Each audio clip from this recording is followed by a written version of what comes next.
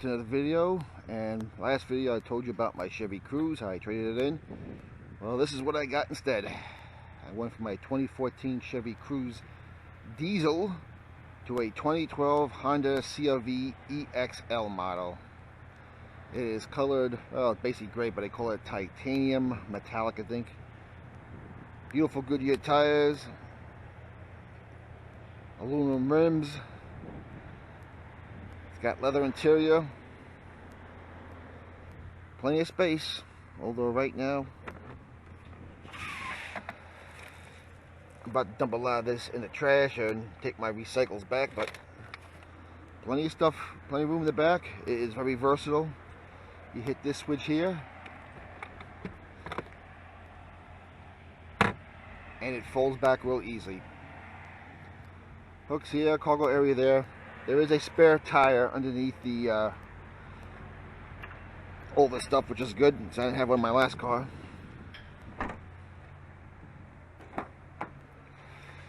And to put it up,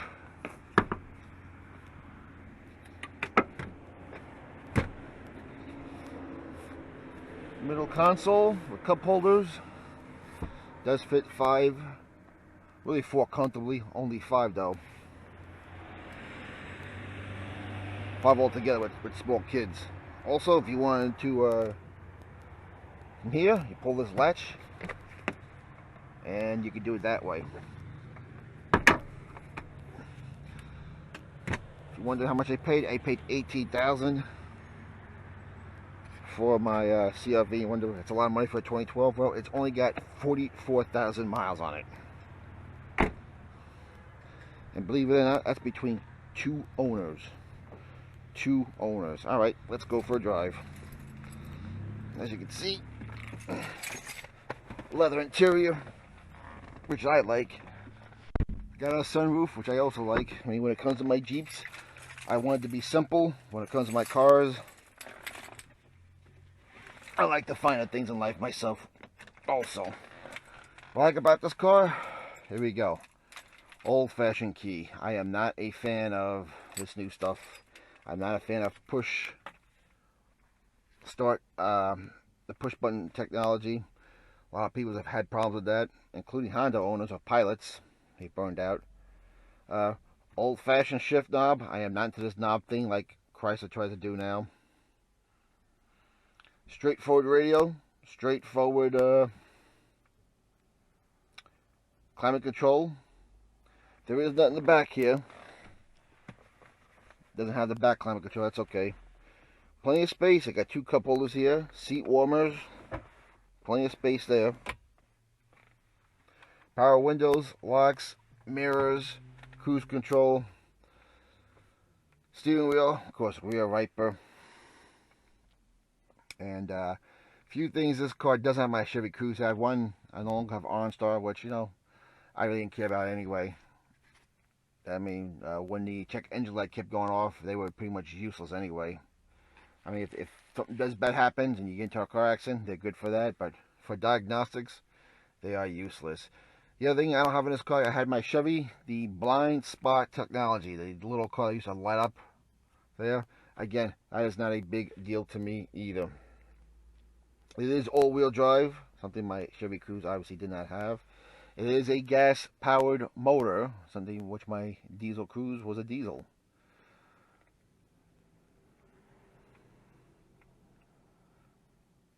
So, let's start her up. It's got the legendary straight 4 2.4 liter engine. Let me shut the... Okay. Radio sounds good, by the way, because with the ex-l model, there is a subwoofer in the car below the back seat there. Does have a backup camera, which is right there, as we'll see right now.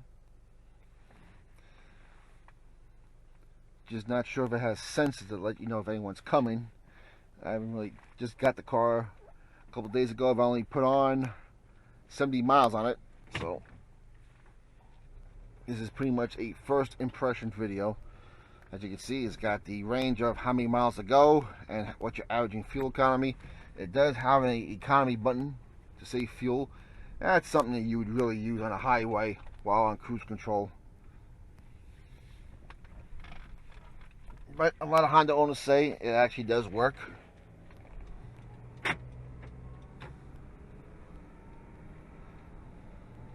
The seating position, it's pretty comfortable.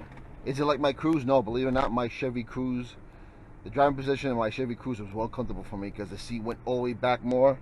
I can literally stretch my legs all the way up front, something I cannot do on my CRV. But it is still definitely comfortable enough for me on long trips, so I am going to miss that part of my Chevy Cruze also. That and the insane gas mileage I got driving my Chevy Cruze. Like I said in my last video, despite the trouble I had the last 4 months with my Chevy Cruze, I am going to miss that car. I mean, it was my first diesel. Gas mileage was great. I could get down to my parents' house in South Carolina on 1 tank of gas. It was awesome. But it is what it is. Anyway, when I was looking for a CRV or a RAV4, because that's pretty much what I was all going to buy, the reason why I was looking at the 2012 to 2014 Honda CRVs is because, one, the engine of this car, that straight 4 non-turbo 2.4 liter engine, has been great in this generation, and it was great on the 3rd generation as well. And I believe it might have been on the refresh of the 2nd generation. So this engine's been around for a while. It's a great engine. These things have been known to go for about 300, 400, 500,000 miles if you maintain them.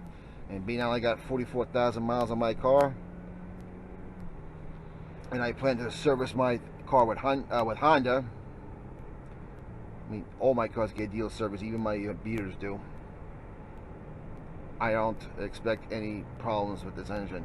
The other thing is 5-speed automatic transmission. I am not a fan of CVTs. I'm sorry, I am not. I know they'll probably get better with time and age. Toyota's really made some progress with their CVTs, but even their current RAV4s, they're putting in an 8-speed automatic on their gas miles. And now if you buy their hybrid or electric miles, you get a CVT, which with an electric engine, that's fine, I guess.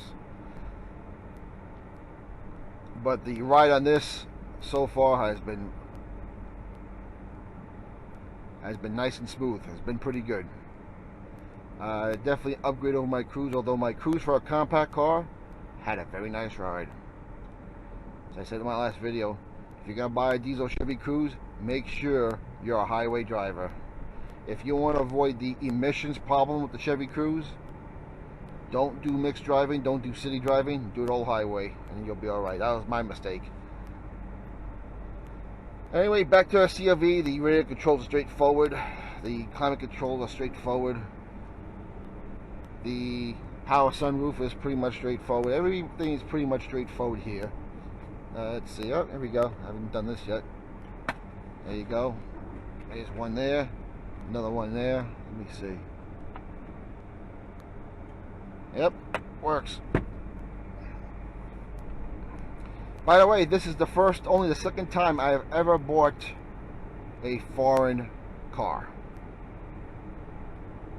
The first one I bought was a 2011 Hyundai Elantra, which I bought for my wife. That's my wife's primary car. It was a 2011 Hyundai Elantra Limited, so it's pretty much fully loaded, with the exception of in-dash navigation. Same thing here. The only thing missing here, these models came with an option of an in-dash navigation or the old DVD system. I can tell you right now, because of smartphones, I don't care about the DVD system. There was 3 at the dealership I liked. 2 were CRVs, 1 was a Pilot. There was a 2013 with a lot more mileage. I had the in-dash navigation system, which I was really tempted to get, but I figured, nah, having the lower mileage is definitely the better deal. I can always bring that one on board like I did with my old Chevy Cruze.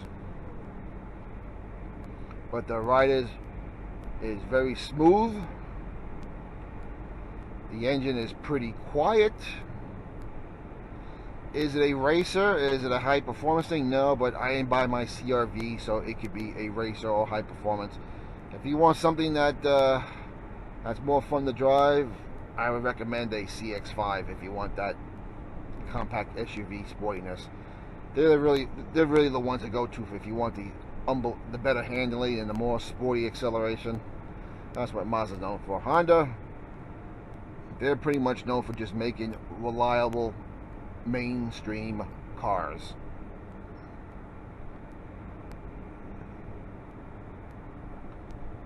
Again, it's not a racer. I don't need it to be. I bought it for one Honda reliability. And by the way, this is the second time I bought a foreign car.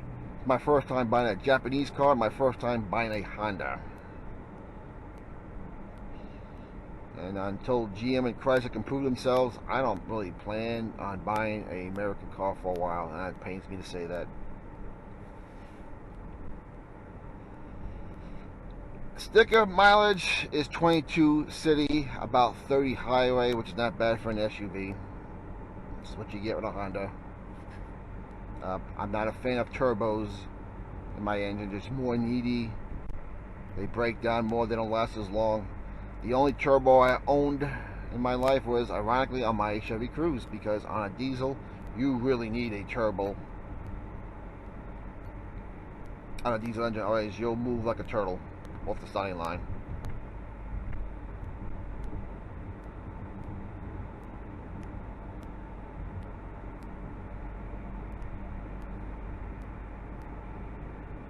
Rides really smooth. Dash, definitely a little bit different than my Chevy Cruze. My Chevy Cruze was a teal, half digital, half monologue dash. This is pretty much the same, mostly analog with your white digital dash in the middle.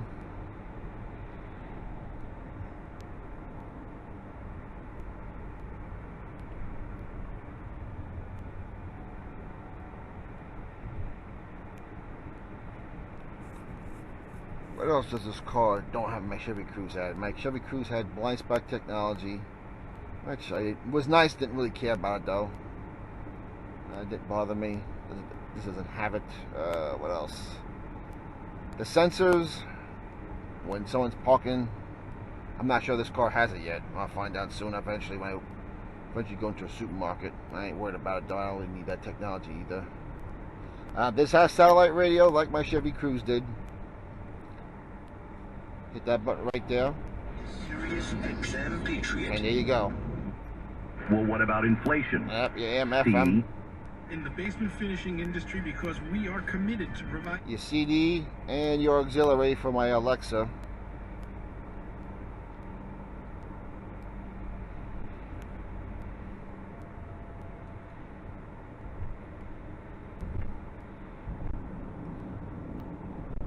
Radio control buttons are here. Cruise control buttons are here. Phone buttons are here. Everything nice, centrally placed on this car, which I like about it. Here's your button to take off your what do you call it? Traction control. There you go. My wife likes this definitely better than my Chevy Cruze. I mean, she loved the Chevy Cruze. After the last 4 months was hell. She got frustrated as well as I did. I can't blame her. But she likes the room. She likes the versatility and the fact that when we go on vacation, we don't have to squish everything and improvise anymore. And now I could go to stuff like Sam's Club and Costco and move stuff around back there, bring the seats down, and have room to bring stuff home. If I had to bring back home a new appliance, like a TV, I could do it now. Somewhat. Still got its limitations. It's not a pickup truck, but hey.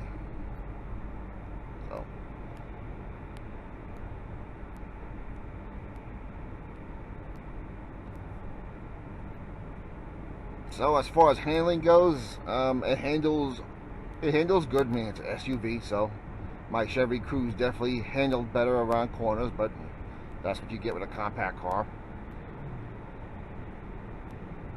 Very quiet, and I got used to having that clatter from the diesel, or even the loudness of my inline 6 on my Jeep Wrangler. Not the case anymore.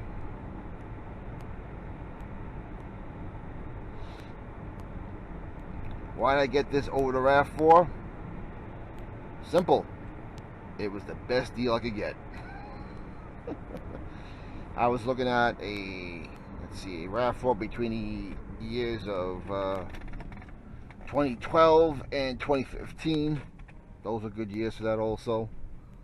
But when I found a 9-year-old car with only 44,000 miles on it, between two owners, not even a single owner, between two owners, and it was only $1,500 more than the other CRV that had double the mileage, more than double the mileage on it, I couldn't turn it down. The good thing about this too, the Honda dealership that took this on the trade-in also did all the maintenance on it, so I am not due for another 5,000 miles. So around 50,000 miles will be due for its next service. Good thing about Honda is when you know you make a good product like Honda does, and you get a nice trade-in, they will recondition it and bring up their specifications and sell it again.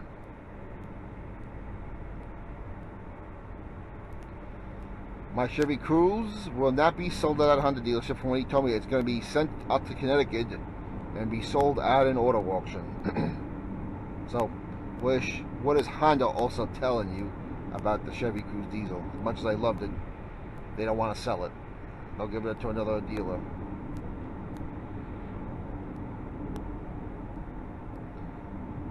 And the fact that Chevy stopped making the Cruze altogether.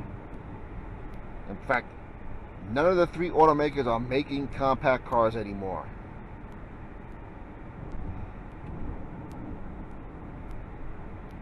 I believe not even subcompacts. Chevy is selling a Spark, and there's two of them that sell it. They're selling two subcompacts that really Daewoo from Korea, but they own that, so that's not a real Chevy product anyway. But anyway, back to the Honda. It has got a 5-star crash rating, front, side, and back, which is important to me considering I have two ladies. I drive around. My wife likes safety, so the only thing is, it only came with one key, so I gotta bring it back next week to have a couple more keys made, so I gotta make sure I don't lose this key, otherwise I have a ton of headaches.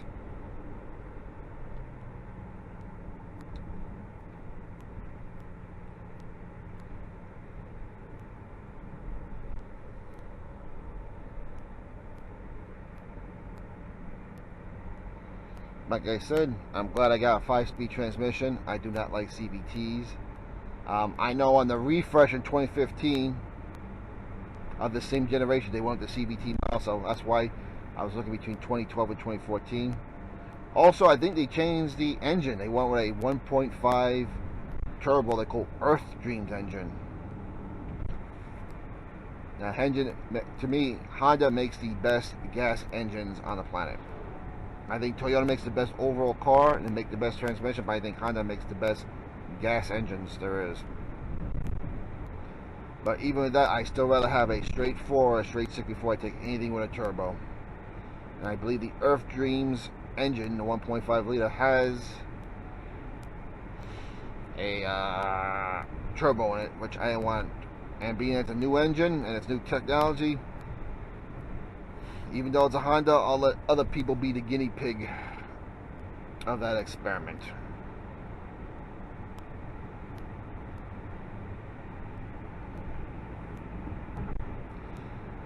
My side has a power driver's seat. My wife's side doesn't, neither does the back, which is fine with me. In fact, I don't even want a power seat on my side. I just have the old manual anyway. I usually sit all the way back anyway here. In fact, the one negative about this car I noticed right away is that it doesn't go back as far as my Chevy Cruze did, but it is what it is. Anyway, that's going to end this video on my first impressions of the 2012 Honda CR-V. Another touch I like, rubber steering wheel. No leather wrap steering wheel. I am not a fan of leather wrap steering wheels because As you saw in my Chevy Cruze, I bored down one out here and it became a hole. It looks ugly now. I love leather seating very much because it's easy to clean, easy to maintain. But as far as my steering wheel goes, I much rather have a rubber steering wheel. So thank you, Honda, for that. Anyway, that's it for this video. I am going to do a miles per gallon video when I take a long trip somewhere. Don't know when or where yet, but I'll let you know.